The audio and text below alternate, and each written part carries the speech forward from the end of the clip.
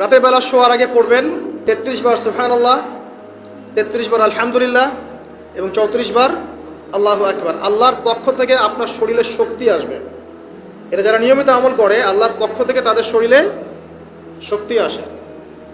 হ্যাঁ, কারণ এইটা রাসূল সাল্লাল্লাহু আলাইহি ওয়াসাল্লাম কাকে শিখিয়ে দিয়েছেন? তার মেয়ে ফাতিমা রাদিয়াল্লাহু আনহাকে।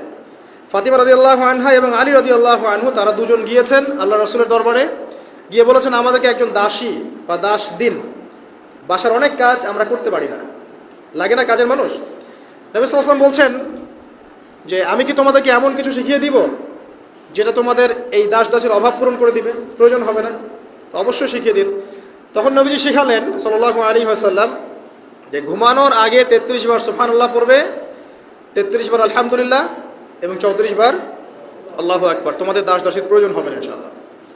তো ব্যাখ্যায় অনেক ওলামায়ে কেরাম বলেছেন যে এটা নিয়মিত আমল করতে থাকলে রোগ ব্যাধি কম হয়, শরীরে শক্তি আসে, এনার্জি বাড়ে, আপনি নিজের কাজ নিজেই করতে পারবেন ইনশাআল্লাহ আযজা ওয়া জাল্লা।